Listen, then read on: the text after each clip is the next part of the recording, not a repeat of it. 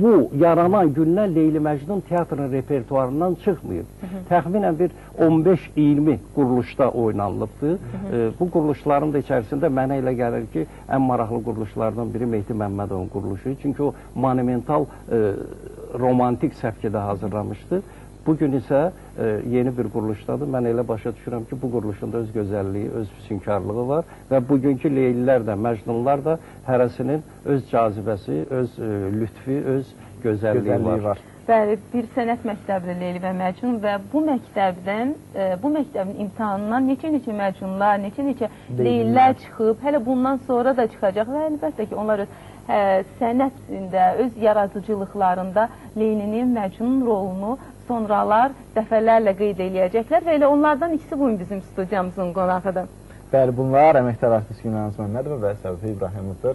Sabahınız xeyir olsun, buyurun.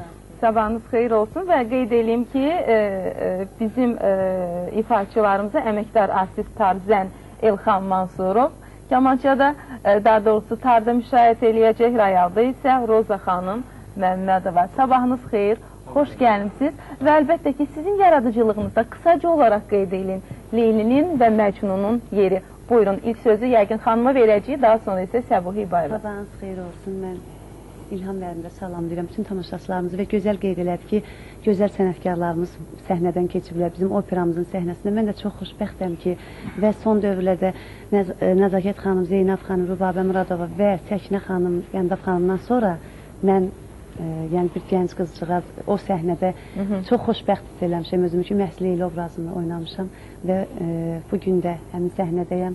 Doğrudan böyük bir şərəfdir bizim üçün. Eləcə də Səbuhi öz fikrini söyləsin. Buyurun. Çox sağ olun, mən də bütün tamaşaçıları salamlayıram və təbii ki, mən də özümü çox xoşbəxt hiss edirəm ki, bugün mən Leyli Məcnun tamaşasında Məcnun rolunun ifaçısıyam və mən şadam ki, Arif Babayev, Məsum İbrahimov, Canar Əkbərov, yəni bu sənətkarlardan, bu ustadlardan sonra səhnəni mən paylaşıram, buna görə xoşbəxtəm. Bəli, təşəkkür edirik bu gözəl sözlərinizə görə və İlham müəllim, biz sizə təşəkkür edirik və eyni zamanda şübhəsiz ki, getmirsiniz və bu musiqini bizimlə birgə dinləyərək bir söz deyim, bu gözəllik nədən ibarətdir? Mansurovlar ailəsi artıq 100 ilə yaxındır ki, o səhnədən əskik olmur. Elə Elxan 39 ildir ki, o səhnədə çıxır. Bu da gözəl bir ənənədir, bu da artıq örnəkdir. Dünya opera tarixində ən unikal hadisələrdən biridir ki, bir nəslin nümayəndəsi 100 ilə yaxın eyni partiyanı ifa eləsin. Çox gözəl. Buyurun İlham müəllim.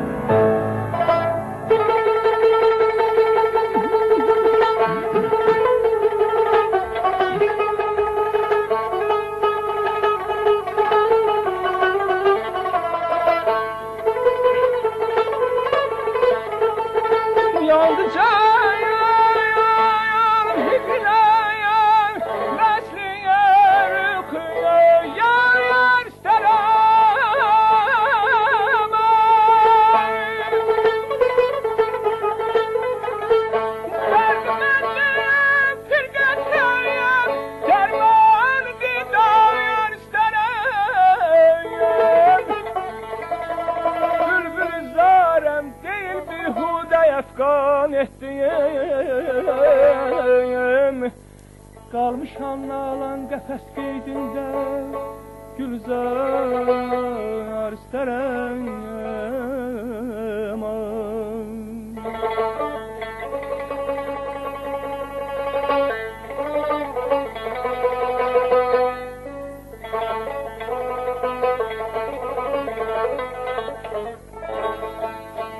Eşqi daminə giriftar olalı zar olbam Nə bəladır ki ona böyle giriftar olubam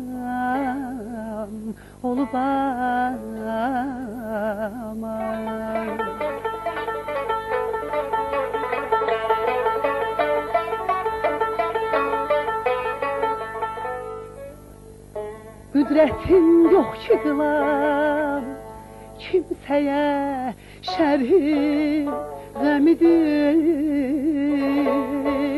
Öyle ki ariziye hüzle bimar olubam ay.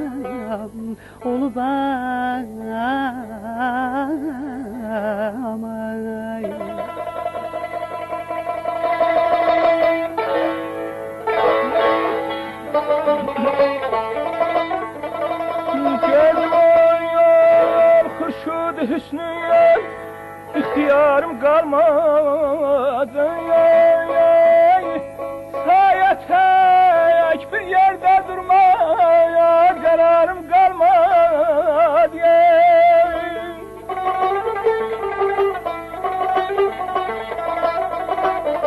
Rahi aşk çilemlere yancak sana mahsud idin. Şükür ki məhsuda yetdim. İntizarım kalmadı.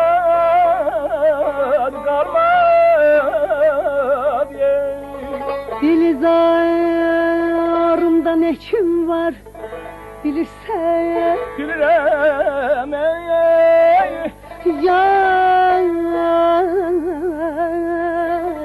hal dilimi zar bilifdi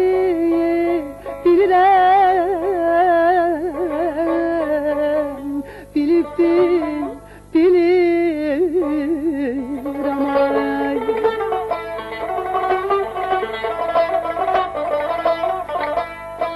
Mən hacət çıxılım ey ey ey ey mən hacət çıxılım şərh sənə hal dilim. Dilizarımda nə kim var, dilizarımda nə kim var bilirsən. Bilirsən, bilirəm ay. Ah ellərim səni xuramanın üçün qan ağladım qönçeyi xəndanın üçün. Sərkeşlərim kakirin işkinin ucundan aşüftəliyim zülfü perişan.